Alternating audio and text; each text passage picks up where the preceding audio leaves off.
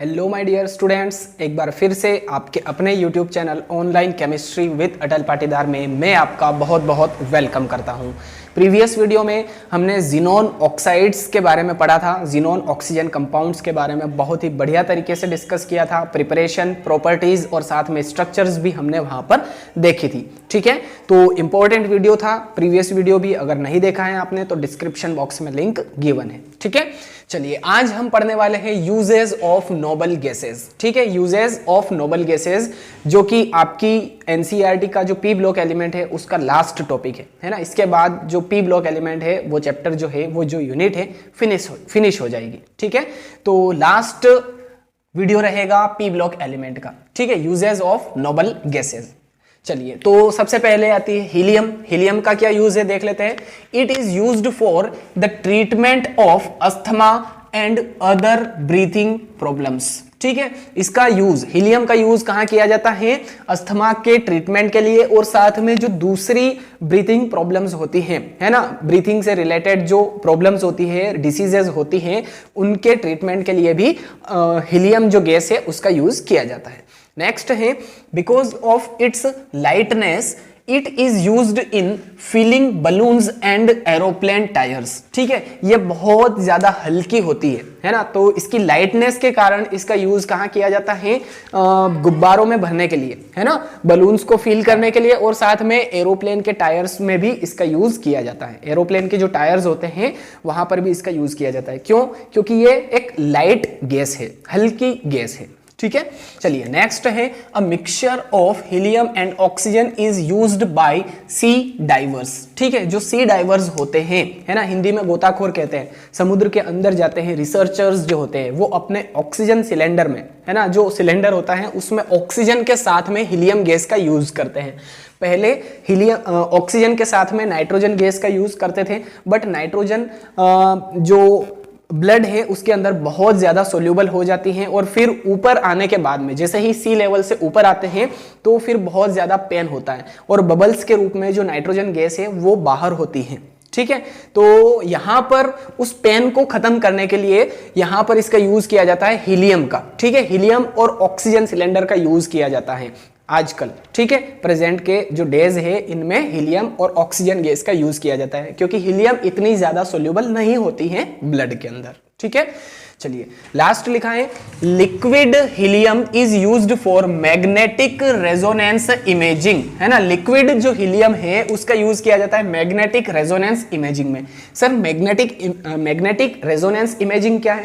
तो मेरे प्यारे बच्चों ये आपको पता है, मैग्नेटिक रेजोनेंस इमेजिंग यानी कि एम से मैग्नेटिक से एम, रेजोनेंस से आर और इमेजिंग से आई। MRI जो हम करवाते हैं, है ना, जो माइंड की या जो ब्रेन है उसकी MRI होती है, तो वो यही है मैग्नेटिक रेजोनेंस इमेजिंग। ठीक है, MRI करवाते हैं वो। ठीक है, चलिए नेक्स्ट है नियॉन। इसमें क्या लिखा है? First point, neon bulbs and lamps are used in botanical gardens and green houses. ठीक है, बॉटनिकल गार्डन्स और ग्रीन हाउसेस में जो नियॉन लैंप्स हैं और जो नियॉन बल्ब्स हैं उनका यूज किया जाता है। बॉटनिकल गार्डन्स में भी आपने देखा होगा, है ना, शादी पार्टी में जो गार्डन्स होते हैं उनमें नियॉन लैंप्स का उपयोग किया जाता है। ठीक है, देखे हैं सभी ने। ओके, चलिए नेक्स्ट है, it is used in advertisement boards as on passing electricity it glows brightly. ठीक है, एडवर्टाइजमेंट बोर्ड्स भी सभी ने देखे हैं। रात के टाइम पे अगर हम मार्केट में निकलते हैं तो एडवर्टाइजमेंट बोर्ड आपने सभी ने देखे हैं, तो उनमें क्या होता है, नियॉन गैस भरी हुई होती है, और जैसे ही लाइट पास करते हैं उसके अंदर से तो वो ब्राइट हो जाते हैं, यानी कि चमक जाते हैं। तो एडवर्टाइजमेंट बोर्ड्स में भी इसका यूज किया जाता है। ठीक है, नियॉन गैस का।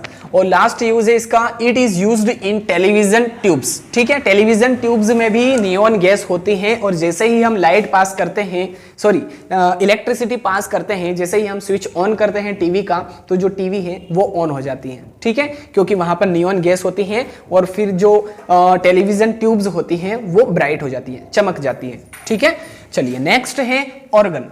फर्स्ट पॉइंट लिखा है it is used in light bulbs and in welding. ठीक है, वेल्डिंग में और लाइट बल्ब्स में जो ऑर्गन गैस है उसका यूज किया जाता है ना, लाइट बल्ब्स में भी ऑर्गन गैस भरी हुई रहती है।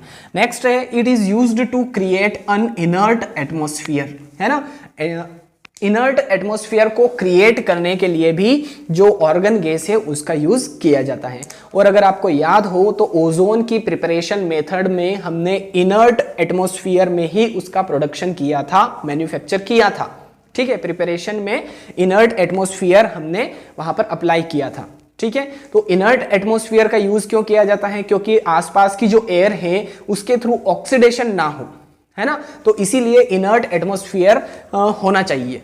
ठीक है, चलिए नेक्स्ट लिखा है it is used in metallurgical processes as it prevents oxidation and rusting. देखिए पॉइंट आ गया वो, है ना, रस्टिंग और ऑक्सीडेशन को से प्रिवेंट करने के लिए, उनसे बचाने के लिए जो मेटलर्जिकल प्रोसेस है वहां पर इनर्ट एटमॉस्फेयर का यूज किया जाता है। ठीक है, तो यहां पर भी मेटलर्जिकल प्रोसेसेस में भी जो ऑर्गन गैस है इसका यूज किया जाता है। क्लियर हो चुका है ये। अब इसके बाद में हम पढ़ने वाले हैं जिनोन और क्रिप्टॉन के यूजेस और साथ में रेडॉन के यूजेस। ठीक है, चलिए गाइस अब क्रिप्टॉन जिनोन के यूज हम देख लेते हैं। फर्स्ट पॉइंट लिखा है इसमें अ mixture of krypton and xenon is used for examining respiratory organs. ठीक है, रेस्पिरेटरी ऑर्गन्स यानी कि जो हमारी सांस लेने का जो पूरा सिस्टम है ना, उसको कहते हैं रेस्पिरेटरी ऑर्गन्स। बायो वाले स्टूडेंट्स अच्छे से जानते होंगे। ठीक है, तो रेस्पिरेटरी ऑर्गन्स के एग्जामिनिंग के लिए भी जो क्रिप्टॉन और जिनोन का मिक्सचर है उसका यूज किया जाता है। ठीक है, क्लियर है। रेस्पिरेटरी ऑर्गन्स जो होते हैं उनकी एग्जामिनिंग के लिए क्रिप्टॉन और जिनोन के मिक्सचर का यूज किया जाता है। नेक्स्ट लिखा है lamps filled with krypton are used at airports as approach light since they can be seen from a distance even when the weather is foggy। ठीक है, मतलब कि आपने देखा होगा कि अगर कोहरा है, बहुत ज़्यादा फॉग है, कोहरा है ना, धुंध है, दिखाई नहीं दे रहा है, तो उस कंडीशन में जो एयरपोर्ट्स है वहाँ पर हमें जो लैंप्स है वो दिखाई देते हैं, है ना, बहुत ज़्यादा दूर से भी वो लैंप्स दिखाई दे सकते हैं। तो उन लैंप्स में क्या होता है, क्रिप्टॉन गैस भरी हुई रहती है ना, वो लैंप्स क्रिप्टॉन गैस से फिल्ड होते हैं, क्रिप्टॉन गैस उनमें भरी होती है ताकि जो दूर से डिस्टेंस है वहाँ से भी हमें वो लैंप्स दिखाई दे सके, है ना, फोगी वेदर में भी, है ना, बादल छाए हुए हैं, धुंध है, कोहरा है, उस कंडीशन में भी दूर से हमें वो लैंप्स दिखाई दे सकते हैं। ठीक है, तो उन लैंप्स में जो क्रिप्टॉन गैस है उसका यूज किया जाता है। नेक्स्ट है a mixture of krypton and xenon is used for high speed photography, है ना, हाई स्पीड फोटोग्राफी में क्रिप्टॉन एंड जिनोन का जो मिक्सचर है उसका यूज किया जाता है। ठीक है, तो जिनोन एंड क्रिप्टॉन के यूज आई होप आप अच्छे से क्लियर कर पाए होंगे। नेक्स्ट है रेडॉन, लिखा है it is used in scientific research related to radioactivity. अब रेडियो एक्टिविटी से रिलेटेड जो साइंटिफिक रिसर्च है उनके लिए रेडॉन का यूज किया जाता है, क्योंकि हमें पता है रेडॉन भी एक रेडियो एक्टिव गैस है, रेडियो एक्टिव एलिमेंट है। ठीक है, तो इसीलिए इसका यूज साइंटिफिक रिसर्च के लिए किया जाता है related to radioactivity. Clear. Next लिखा है it is used for the treatment of cancer, cancer के ट्रीटमेंट के लिए इसका यूज किया जाता है रेडॉन का। ठीक है, ट्यूमर्स के ट्रीटमेंट के लिए।